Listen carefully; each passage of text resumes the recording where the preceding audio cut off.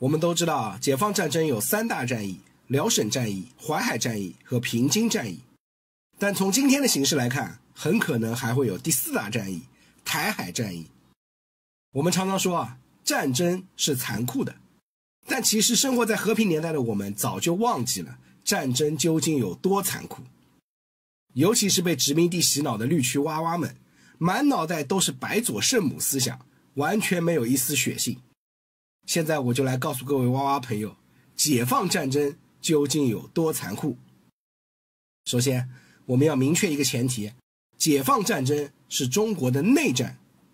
1948年9月12日到1949年1月31日期间发生了3大战役，没有任何外部势力介入，任何外部势力都没有理由介入，也没有能力介入。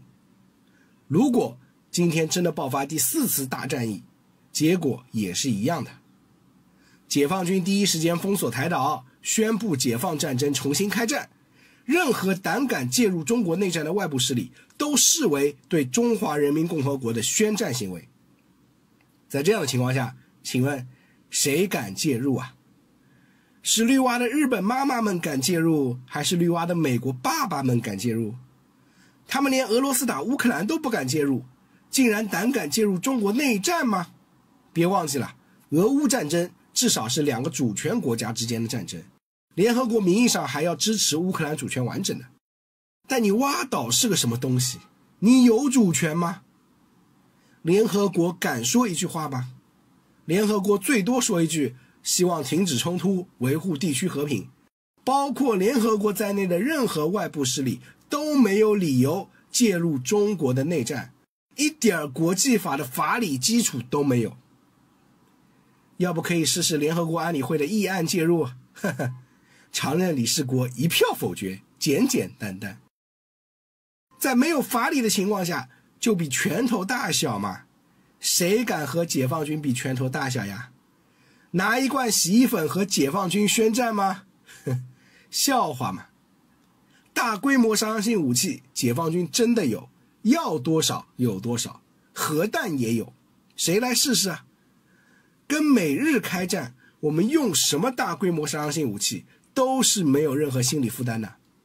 说难听一点，大陆的鹰派还巴不得你美日介入，到时候新账旧账一起算，好好和你们干一仗。反正我们承诺不首先使用核武器，常规武器我无敌，核战咱们1换1，谁怕谁呀？按照中国人的说法，弄死一家不亏，弄死2家赚了，弄死整个G7我还赚大发了。大不了让第3世界的人民永远记得中国人民为了消灭帝国主义殖民主义做出的巨大贡献，也不是不可以嘛。其次啊，有些绿区娃娃以为解放战争一旦开始，台湾能像乌克兰一样死死顶住第一波攻势，然后进入阵地战和巷战。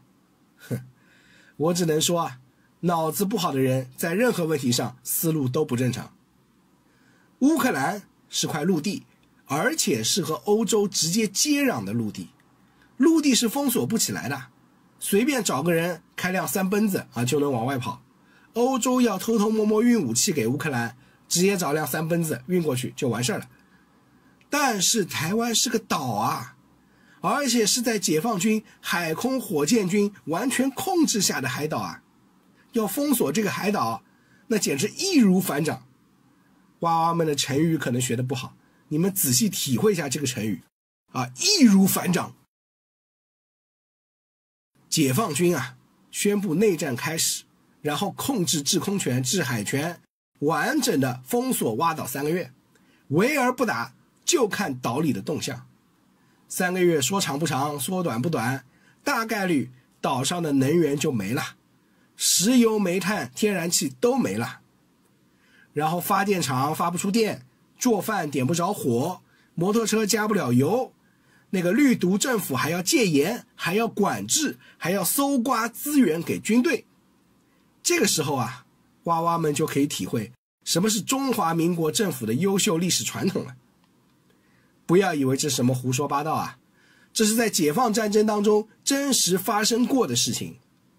辽沈战役当中的长春战役，解放军围困长春长达5个月，饿死了许多百姓。但请注意啊，当时国军的守军震动国部，没有一个长官和士兵饿死的。娃娃们，你们要想一想，真的到了围困挖岛的时候，谁是路边的饿死骨，谁在朱门酒肉臭啊？有些娃娃说啊，这都是你们解放军的错，都怪你们围城死人，你们一点都不关心老百姓。哼，笑话，我给了你们老百姓那么多时间，警告警告再警告，声明声明再声明，让你们自己考虑毒不毒，统不统。结果你们自己选出来这样一个绿毒政府，反而回来怪我们了。投票的时候你们都很自豪啊，说民主选举一人一票都是人民的选择，现在投票选择了打仗受苦，你又说人民不负责任啊，这都是政治家的错，要不要脸啊？覆巢之下无完卵，雪崩的时候没有一片雪花是无辜的。你们这些政治选票培养出来的蠢货，饿死了也就饿死吧。战争本来就是残酷的，要死人的，死敌人永远好过于死自己人。解放军的命比他们金贵10000倍，不该死的同志一个都不能死。就这点认识，我们还是有的。围困3-5个月，甚至半年1年，等外部环境平静了，岛内该饿死的饿死，该造反的造反，该起义的起义，都弄得差不多以后，再开始登岛接收。这个其实就很快了，只要前面铺垫做得好，被围困的孤城没有任何反抗能力的。台军陈建制的投降是正常的情况，有小股的反抗势力立刻用无人机、机械狗等火力碾压消灭。等解放军带着粮食、饮水和能源接收台湾城市的时候，你猜那些没有饿死的老百姓是拼死抵抗呢，还是举着5星红旗喜迎王师呢？其实都无所谓的，拼死抵抗的就弄死，喜迎王师的就给办个身份证啊，那就完事儿了。我统治你，与你何干呀？